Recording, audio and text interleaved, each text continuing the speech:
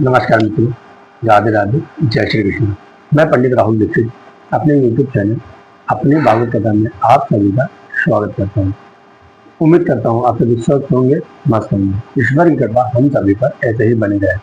ईश्वर की प्रेरणा से हमने और आपने मिलकर जिस यात्रा का आरंभ किया है, उसी यात्रा में आज आगे क्रम में बढ़ते हुए कल हमने श्री सूत जी के संगाली ऋषियों के जो प्रश्न हुआ था उस कथा का श्रवण किया था। आज हम सभी उस 4 जो प्रश्न कल उन्होंने पूछे थे ऋषियों ने, उनकी कथा का जो आज उत्तर है उसका श्रवण करेंगे। भगवत भक्ति और भगवत महात्म्य और भगवत कथा, इसके जो उत्तर है उसका हम श्रवण करेंगे उस कथा का। तो आइए चलते हैं कथा की ओर और कथा श्रवण करते हैं। वक्रतुंड महाकाय घोरगौरी समप्रभाः निर्विघ्नं कुरु मदेव सर्वकार्येषु सर्वदा। गुरुर्ब्रह्मा गुरुर्विष्णु गुरुर्देवो महेश्वरा गुरुर्साक्षात् परब्रह्म तस्मै गुरवे नमः। ओम नमो भगवते वासुदेवाय नमः। आनंद रूपाय विश्वोत्पत्त्यादि हेतवे तापत्रय विनाशाय श्री कृष्णाय वयम नुमः। सच्चिदानंद स्वरूप भगवान श्री कृष्ण जी को हम नमस्कार करते हैं, जो जगत की उत्पत्ति, स्थिति और प्रलय के हेतु तथा आध्यात्मिक, आदि भौतिक और आदि दैविक इन तापों का नाश करने वाले हैं। ऐसे भगवान श्री कृष्ण जी के चरणों को, उनकी शरण हम ग्रहण करते हैं और उनके चरणों में बारंबार नमस्कार करते हैं। चलिए आइए चलते हैं कथा की ओर। इति सन्न प्रसन्न दृष्टो प्रणाम रोमहर्षणि प्रतिपूज्य वचस्तेषां प्रभुक्तो मोपचक्रमे। शौनकादि ब्रह्मावादी ऋषियों द्वारा किए गए इन प्रश्नों से रोमहर्षण के पुत्र उग्रश्रवा सूत जी को बड़ा हर्ष हुआ। उन्होंने इस मंगलमय प्रश्न का अभिनंदन करके कहना प्रारंभ किया। श्री भगवान के अवतार नर नारायण ऋषियों की माँ सरस्वती को, भगवान श्री वेद व्यास जी को और श्री सुखदेव जी को प्रणाम करके मैं संसार एवं हृदय के समस्त विकारों पर विजय प्राप्त कराने वाले इस श्रीमद् भागवत महापुराण की कथा सुनाता हूँ। मनुष्यों के कल्याण के लिए सर्वश्रेष्ठ साधन है भगवान श्री कृष्ण में भक्ति। भक्ति भी कामना रहित हो, जिससे वह निरंतर बनी रहे। ऐसी भक्ति से भक्त कृतकृत्य हो जाता है। भगवान श्री कृष्ण में भक्ति होते ही निष्काम ज्ञान और वैराग्य का प्रकट हो जाता है। वासुदेवे भगवती भक्ति योग प्रयोजिता जन्यत्यायाशु वैराग्यम ज्ञानम च यदहेतुकम्। तत्ववेता लोग अखंड सच्चिदानंद स्वरूप ज्ञान को ही तत्व कहते हैं। उसी को ब्रह्मा, परमात्मा और भगवान के नाम से भी पुकारा जाता है। श्रद्धालु जन श्रीमद् भागवत श्रवण से प्राप्त ज्ञान वैराग्य युक्त भक्ति से अपने हृदय में उस परम तत्व का अनुभव करते हैं। पवित्र तीर्थों का सेवन करने में महत सेवा, उससे श्रवण की इच्छा, फिर श्रद्धा, तब जाकर भगवत कथा में रुचि होती है। भगवान श्री कृष्ण जी अपनी कथा सुनने वालों के हृदय में आकर स्थित हो जाते हैं, उनकी अशुभ वासनाओं को नष्ट कर देते हैं तथा संसार की सारी आसक्तियां मिट जाती हैं और हृदय आनंद से भर जाता है। तब से भगवान के तत्व का अनुभव अपने आप ही हो जाता है। इस प्रकार श्री भगवान जी की कथा श्रवण करने वालों के रक्षक साक्षात श्री भगवान जी ही होते हैं। कलयुग का प्रभाव उस पर नहीं पड़ता। प्रकृति के 3 गुण सत, रज और तम को स्वीकार करके इस संसार की उत्पत्ति, स्थिति और संहार के लिए वही परमात्मा ब्रह्मा, विष्णु, रुद्र नाम से पुकारे जाते हैं। किंतु मनुष्यों का परम कल्याण तो सत्व गुण स्वीकार करने वाले श्री कृष्ण से ही होता है। वेदों का तात्पर्य, यज्ञों के उद्देश्य, योग और संपूर्ण कर्मों की समाप्ति श्री कृष्ण ही है।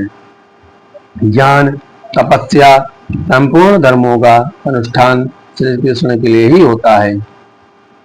के आत्मस्वरूप भगवान है एक ही, किंतु प्राणियों की अनेकता से वे अनेक जैसे जान पड़ते हैं।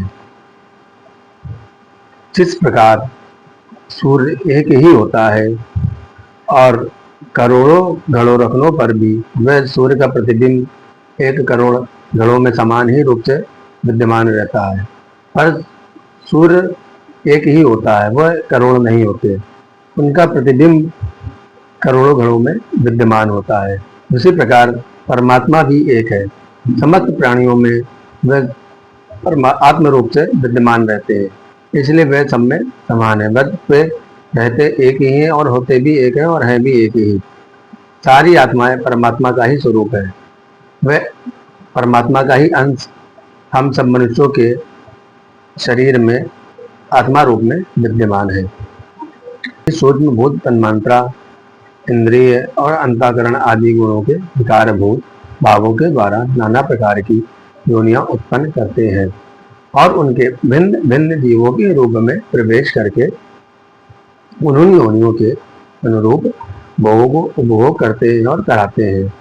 वे ही संपूर्ण लोगों की रचना कर पशु पक्षी मनुष्य आदि योनियों में लीला अवतार ग्रहण करके शत्रु गुण के द्वारा जीवों का पालन करते हैं। अथो गुणमयेभूत सूक्ष्मेन्द्रियात्मभिः स्वनिवृत्तेषु निर्विष्टो भुक्ते भूतेषु तद्गुणान् भाव्यत्ययेष चतवेन लोकान् वे लोक भावना लीलावतारानुरतो देवती नारादिषु। प्रथम स्कंद का द्वितीय अध्याय सुनो। आज हम अपनी कथा को यह विश्राम देते हैं। आज हमने इस कथा के माध्यम से ऋषियों के 2 प्रश्नों के उत्तर का महत्व समझा। कल हम आगे के 2 प्रश्नों का उत्तर अगले अध्याय में समझेंगे, उस कथा का श्रवण करेंगे। आपने जैसा कि कथा में सुना, भगवान श्री कृष्ण जहाँ भी भागवत होती है वहाँ स्वयं भगवान श्री कृष्ण आके विराजमान होते हैं और जो उसका श्रवण करता है, जो उसका पाठन करता है, उसके हृदय चित्त में आकर स्वयं भगवान श्री कृष्ण बसते हैं और उसकी सारी अंधकार, सारे पाप सब नष्ट हो जाते हैं। अब आप समझिए, कथा श्रवण का ही इतना महत्व है कि आपके समस्त पाप नष्ट हो जाते हैं।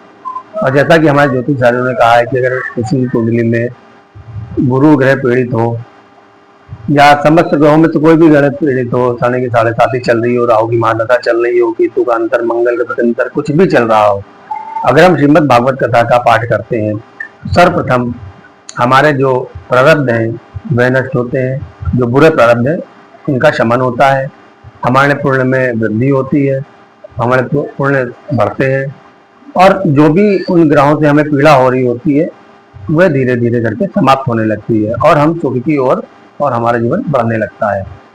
और जन्म कुंडली में देव गुरु बृहस्पति जो गुरु की भूमिका में है वो भी मजबूत होते हैं। श्रीमद् भागवत पढ़ने से आपके समस्त ग्रह, शनि की 7.5, राहु की महादशा, मंगल का दोष, केतु का दोष, कोई भी ग्रह जन्य पीड़ा आपको हो 9 ग्रहों में तो उसकी समाप्ति हो जाती है और गुरु ग्रह को विशेष बल मिलता है और हमारे भाग्य में वृद्धि होती है। और इसी प्रकार हमें गौ की भी सेवा करनी चाहिए। जितना महत्वपूर्ण इस कथा को श्रवण करना या पढ़ना है, उतना ही महत्वपूर्ण हमें गौ की सेवा भी करना है।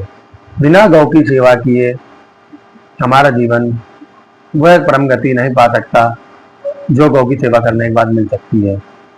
गौ ही समस्त संसार में भरण पोषण करने वाली हमारी माँ के समान है। उसमें 33 कोटि देवी देवताओं का वास है। तो अगर हम इस भावना से गौ की सेवा करें और उसके प्रति वचनबद्ध रहे कि हमें उसकी सेवा अपने ही प्रेतम की तरीके करनी है तो हमें उसका लाखों करोड़ों गुना फल मिलता है।